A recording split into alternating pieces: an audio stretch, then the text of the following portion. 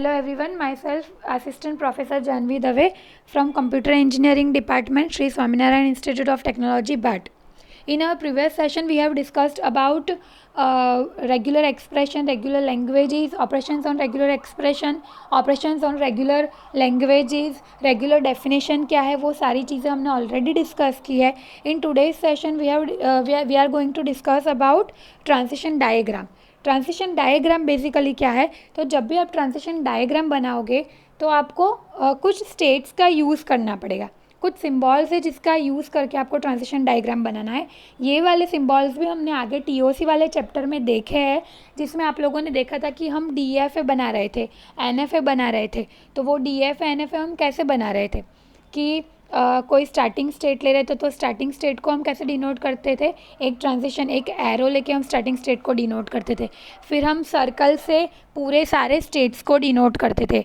उसके बाद हम कोई ट्रांजिशन अगर डिनोट करना चाहते हैं, मतलब ए टू बी, Q1 से Q2 में जा रहे हैं, तो हम एरो का यूज़ करके जा रहे थे. उसके बाद आप जब फाइनल स्टेट रिप्रेजेंट कर रहे थे, तो फाइनल स्टेट आप कैसे रिप्रेजेंट कर रहे थे, तो डबल सर्कल करके आप फाइनल स्टेट रिप्रेजेंट कर रहे थे. तो ये सारी चीज़ों का यूज़ करके ही हम हमारे डायग्राम्स बना सकेंगे, जिसे हम ट्रांजिशन डायग्राम बोलते हैं. यहाँ पे आपको एक ट्रांजिशन डायग्राम दिया है स्ट्रिंग 0,1 का. तो देखो हम 0,1 का डायग्राम कैसे बना रहे थे, जिसके अंदर यहाँ पे जो एग्जांपल है वो रिलेशनल ऑपरेटर के लिए है. तो मैं 0 और 1 के ऊपर रिलेशनल ऑपरेटर जो है वो अप्लाई करने जा रही हूँ. तो 0 और 1 इज़ लेस देन है या इक्वल टू है. तो यहाँ पे मैंने रिटर्न क्या किया है, रीलोप एल इज़ लेस देन और इक्वल टू. मतलब मैंने एक ट्रांजिशन जो लिया उसके ऊपर लेस देन लिया और दूसरे ट्रांजिशन के ऊपर मैंने लिया इक्वल टू. तो मैं कोई भी सिंबल को ये ऑपरेशन देखने जा रही हूँ कि 0 इज़ लेस और इक्वल टू 1 है कि नहीं है. तो मेरा इक्वल टू जो है उसका ट्रांजिशन कहाँ पे गया, फाइनल स्टेट में. क्यों? क्योंकि वहाँ पे मेरी स्ट्रिंग ख़त्म हो रही है.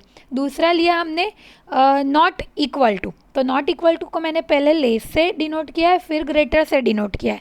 तो और उसका ट्रांजिशन कहाँ पे गया, तो वो थर्ड नंबर के स्टेट में गया विच इज़ फाइनल स्टेट. तो उसे भी मैंने 2 सर्कल से डिनोट किया है. फिर हमें लेना है लेस देन. तो लेस देन को मैंने 1 में डाला और 1 से मैं other is nothing but a null symbol. तो वो क्या रिटर्न कर रहा है, LT, मतलब कि लेस देन. उसके बाद फिफ्थ वाला जो डायग्राम है उसे मैंने डायरेक्टली इक्वल टू ले लिया है. स्ट्रिंग में से मैंने इक्वल टू वाला ट्रांजिशन लिया और वो फिफ्थ नंबर के स्टेट में डाल दिया. तो वो क्या डिनोट कर रहा है, इक्वल टू डिनोट कर रहा है. उसके बाद हमने लिया है 6 नंबर के अंदर विच इज़ ग्रेटर देन. तो 6 में से हम गए कहाँ पे, 8 पे भी हमने एक ट्रांजिशन लिया अदर वाला which is nothing but a null transition. तो वो क्या डिनोट कर रहा है, ग्रेटर देन. फिर हम 6 में से गए हैं 7 पे विच इज़ ग्रेटर और इक्वल टू डिनोट कर रहा है. तो ऐसे ही हमें ये रिलेशनल ऑपरेटर का डायग्राम है. ऐसे ही हमें बहुत सारे डायग्राम ड्रॉ करने हैं. तो आपको ये चीज़ पता चल जानी चाहिए कि हम हमारा स्टार्टिंग सिंबल कैसे डिनोट करेंगे. तो एरो और सिंगल सर्कल ड्रॉ करके हम स्टार्टिंग इनिशियल स्टेट डिनोट करेंगे. जितने भी ट्रांजिशन है वो ट्रांजिशन हम एरो से डिनोट करेंगे. जितने भी नॉर्मल स्टेट है हम वो सिंपल सर्कल से डिनोट करेंगे. और जितने भी फाइनल स्टेट है उसे हम डबल सर्कल से डिनोट करेंगे. तो जब भी आप ट्रांजिशन डायग्राम ड्रॉ कर रहे हो तो आपको ये 4 सिंबल जो मैंने आगे की स्लाइड में, ये वाली स्लाइड में समझाए थे, वो आपको ध्यान में रखना पड़ेगा. यहाँ पे अनसाइंड नंबर का ट्रांजिशन डायग्राम दिया है, आप लोग एक बार देख लो. अनसाइंड नंबर का ट्रांजिशन डायग्राम है. ये जो आपको कुछ स्टार्टिंग स्टेट में से जो पहले गया वो एक ये वाला चीज़ जो है स्टार्ट के बाद जो लिखा हुआ छोटा लिखा हुआ दिखाई दे रहा है वो गलती से आ गया है. वहाँ पे हमें 1 स्टेट लेना है, मतलब 1 2 3 4 फिर 5 6 7 8 ऐसे ही जाएगा. पर बीच में वो गलत सिंबल ऐड हो गए तो वो आप निगलेक्ट कर देना. उसके जगह पे आपको 1 2 3 4 ही लिखना है आगे. तो ऐसे आपको बहुत सारे डायग्राम्स स्टडी करने पड़ेंगे. ये आपको एग्ज़ाम में बहुत हेल्पफुल होने वाले हैं. उसके बाद आता है hard coding and automatic generation lexical analyser. अब लेक्सिकल एनालिसिस क्या है वो आप लोगों को पता है. लेक्सिकल एनालिसिस जो है वो इनपुट की पैटर्न आइडेंटिफाई करने के लिए यूज़ होता है. वो पैटर्न आइडेंटिफाई आप एक बार कर लो तो फिर उसके बाद हम उसका ट्रांजिशन डायग्राम जनरेट करवा सकते हैं. तो जब आप लेक्सिकल एनालिसिस का यूज़ करके कोई पैटर्न आइडेंटिफाई करते हो और वो पैटर्न आइडेंटिफाई हो जाने के बाद आप उसका डायग्राम, ट्रांजिशन डायग्राम बनाते हो, तो वो प्रोसेस को हम बोलते हैं हार्ड कोडिंग लेक्सिकल एनालाइजर।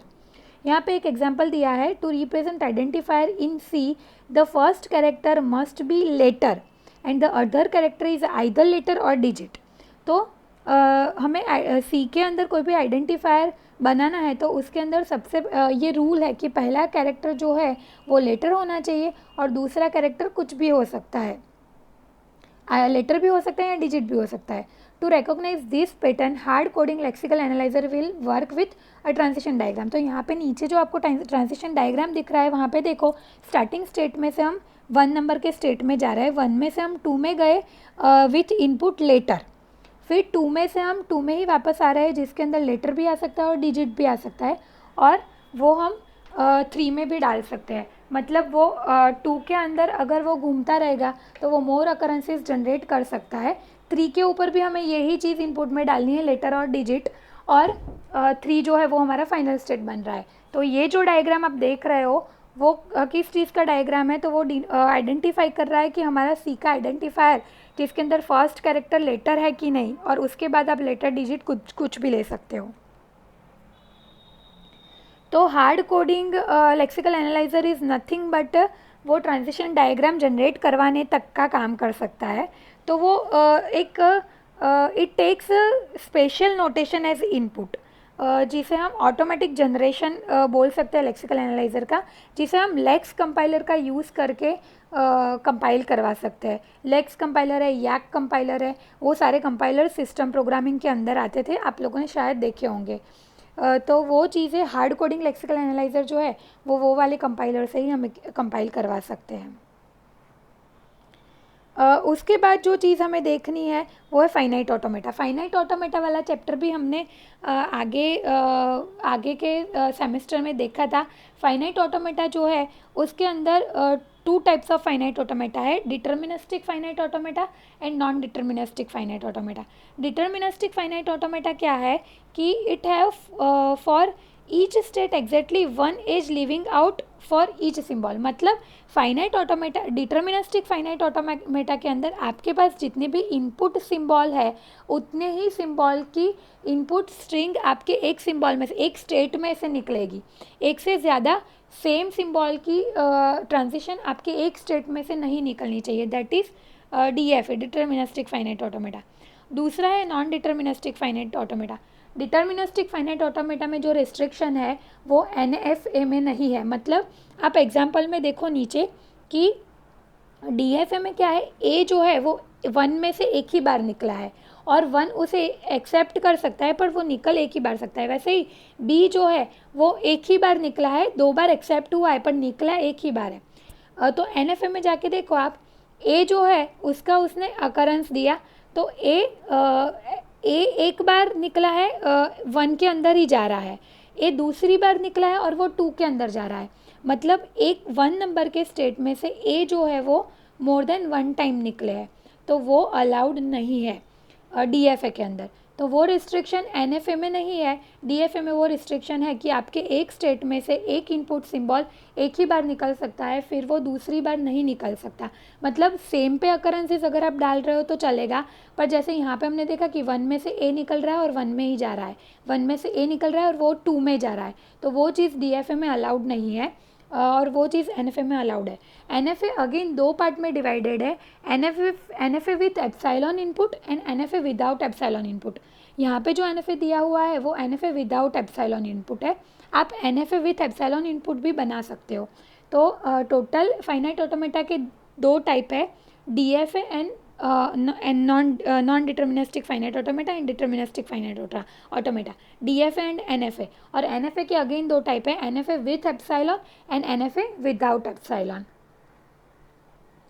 अब हम NFA कैसे बना सकते हैं with the use of Thompson rule, ये हमें देखना है। पर उससे पहले हमें थॉम्सन कंस्ट्रक्शन देखना है कि आप कैसे NFA बनाओगे। तो अगर मुझे epsilon symbol as a input डालना है कोई स्टेट के अंदर, तो मैं कैसे डालूंगी, I में मैंने एप्सिलॉन दिया तो मैं F में जा रही हूँ, that is a construction of NFA for epsilon symbol. उसके बाद आता है A मुझे डालना है, तो मैं A कैसे डालूंगी, तो आई में मैंने ए डाला तो मैं एफ में गई हूँ, तो it is a construction of N F A for symbol a. उसके बाद मैंने लिया एस स्लैश टी। अब मुझे रेगुलर एक्सप्रेशन बनाना है एस स्लैश टी का। एस स्लैश टी का मतलब होता है एस और टी। तो हम आई में गए, आई में से दो पार्ट जनरेट होंगे, क्यों? क्योंकि हमें और दो सिंबल के बीच में और है, तो जितने भी सिंबल के बीच में और है तो वो स्टार्टिंग सिंबल में से उसके इंडिविजुअल पार्ट हमें जनरेट करवाने पड़ेंगे। मान लो कि यहाँ पे आपका एक्सप्रेशन होता S slash T slash R, तो आपके आई में से यहाँ से तीन पार्ट जनरेट होते, एक एस के लिए, एक टी के लिए और एक आर के लिए। जैसे आप यहाँ पे देख सकते हो आपके दो पार्ट जनरेट हुए हैं, एक एस के लिए और एक टी के लिए। S is individual regular expression, T is individual regular expression. अब एस में जो आता है वो आप एस के पोर्शन में ड्रॉ करोगे और टी में जो आता है वो आप टी के पोर्शन में ड्रॉ करोगे, और at the and final state में आप फिर से उसे मर्ज कर दोगे। यहाँ पे जैसे एग्जांपल दिया है ए स्लैश बी का, तो देखो ए 1 नंबर के स्टेट में से एक एप्सिलॉन निकला 2 में गया, दूसरा एप्सिलॉन निकला 4 में गया। अब 2 में से मैंने ए इनपुट दिया, 3 में जा रही हूँ और 3 में एप्सिलॉन दे के मैं फाइनल स्टेट में जा रही हूँ। सेम 4 में से मैं बी इनपुट दे के 5 में जा रही हूँ और 5 में एप्सिलॉन दे के मैं 6 में जा रही हूँ। तो आपको एक चीज़ याद रखनी है, जहाँ पे भी स्लैश आएगा आप वो पर्टिकुलर स्टेट को दो पार्ट में स्प्लिट करवाओगे। यहाँ पे एस डॉट टी, जब भी एस डॉट टी आता है तो आपको बीच में एप्सिलॉन डालने की ज़रूरत नहीं है, स्टेट को स्प्लिट करने की भी ज़रूरत नहीं है, आप लाइन बाय लाइन सीक्वेंस में जा सकते हो। जैसे एग्जांपल दिया है ए बी वाला, वो देखो मैंने 1 में ए डाला तो मैं 2 में गई, 2 में बी डाला तो मैं 3 में गई, 3 इज़ और फाइनल स्टेट। तो यहाँ पे हमारा रेगुलर एक्सप्रेशन कंप्लीट हो रहा है। फिर है एस स्टार। एस स्टार का मतलब होता है ज़ीरो और मोर अकरेंस। जब आपको ज़ीरो और मोर अकरेंस बनाना, एग्जाम्पल में चले जाओ, एग्जाम्पल में अच्छे से आपको पता चलेगा। ए स्टार का मुझे एन एफ एप्सिलॉन ड्रॉ करना है, तो मैं स्टार के लिए ज़ीरो और मोर अकरेंस आता है, तो ज़ीरो अकरेंस के लिए मुझे क्या करना पड़ेगा, मुझे ए में जाना ही नहीं है, मुझे डायरेक्टली फाइनल स्टेट में चले जाना पड़ेगा। तो मैं 1 में से 4 में जा रही हूँ एप्सिलॉन इनपुट लेके, दैट इज़ और ज़ीरो अकरेंस के लिए। अगर मुझे एक अकरेंस बनाना है तो मैं 1 में से 2 में जाऊंगी, 2 में से 3 में जाऊंगी और 3 में से 4 में जाऊंगी, तो बीच में मेरा एक इनपुट ए आ गया, तो वो मेरी एक स्ट्रिंग के लिए हो गया। अब मुझे मोर अकरेंस बनाने, मतलब ए बनाना है, तो मैं 1 में से 2 में गई, 2 में से 3 में गई, वहाँ पे मेरा एक ए कवर हो गया। फिर एप्सिलॉन लेके मैं अगेन 2 में गई और 2 में से 3 में गई, वहाँ पे मेरा सेकेंड ए कवर हुआ। फिर एप्सिलॉन लेके मैं 2 में गई और 2 में से ए लेके मैं 3 में गई, वहाँ पे मेरा तीसरा ए कवर हुआ। अब मेरी स्ट्रिंग थी ए, वो कवर हो गई है, तो मैं 3 में से अब एप्सिलॉन लेके 4 में चली जाऊंगी, तो मेरी जो स्ट्रिंग है वो with the use of this N F A बन जाती है। तो जब आप मोर अकरेंसेस दे रहे हो तो आपको ऐसे देने हैं। जब मोर अकरेंसेस के अलावा ये चीज़ है ए प्लस के लिए, जब आप मोर अकरेंसेस दे रहे हो पर ज़ीरो इनपुट से नहीं दे रहे हो, 1 इनपुट से दे रहे हो, मतलब 1 और मोर अकरेंसेस, मतलब आपका एग्जांपल हो जाता है ए प्लस। तब आप क्या करोगे, 1 में से 4 में यहाँ पे हमने जो एप्सिलॉन इनपुट डाला है वो आपको नहीं डालना है, आपको सीधा जो 1 2 3 4 वाला ट्रांजिशन है वो ही दिखाना है। मोर अकरेंस दिखाने हैं आपको, सिंगल अकरेंस, सॉरी नल अकरेंस नहीं दिखाना है, तो आपका ए प्लस वाला एग्जाम्पल जो है वो बन जाएगा। यहाँ पे आगे बहुत सारे एग्जाम्पल्स ऐसे हैं जो मैं आपको ये वाले एग्जाम्पल्स मेरे नेक्स्ट सेशन में आपको एक्सप्लेन करूँगी। आप एक बार ये एग्जाम्पल्स अच्छे से देख लो, आपको पता चल जाएगा। ए स्टार बी वाला दिया है, तो ए स्टार तो हमने ऑलरेडी किया हुआ था। अब आगे हम क्या करेंगे, 4 में से बी इनपुट लेके जाएंगे और उसे 5 में डाल देंगे, तो वो हो गया हमारा ए स्टार बी वाला। फिर बी स्टार ए बी, तो बी स्टार के लिए हम क्या करेंगे, जैसे ए स्टार के लिए किया वैसे करेंगे। फिर A B is a concatenation है, तो 4 में से हम ए लेके गए, 5 में डाला, 5 में से हम बी लेके गए, 6 में डाला, तो वहाँ पे हमारा वो कवर हो जाता है। ऐसे बहुत सारे एग्जाम्पल्स हैं, आप देख लो एक बार, और ये एग्जाम्पल्स भी नोट डाउन कर लेना। तो ये चीज़ें आप अपने घर से ट्राई करना। आपको नहीं पता चल रहा है तो हम डाउट सॉल्विंग वाले लेक्चर में ये चीज़ें देखेंगे। ये एग्जाम्पल्स आपके एग्ज़ाम में 7 मार्क्स में आ सकते हैं। N F A with epsilon आपको जनरेट करने के लिए बोलेंगे, तो आपको ऐसे जनरेट करना पड़ेगा। ये जो 4 रूल मैंने दिखाए आपको, ये 4 रूल आपको अच्छे से याद कर लेने हैं। तो ये रूल का यूज़ करके आप कोई भी एग्जाम्पल ऐसे ड्रॉ कर सकते हो। Thank you for watching today's session and stay tune for our next lecture. Next lecture में हम ये एग्जाम्पल्स भी देखेंगे और आगे का कन्वर्जन हम स्टार्ट करेंगे। Thank you for watching.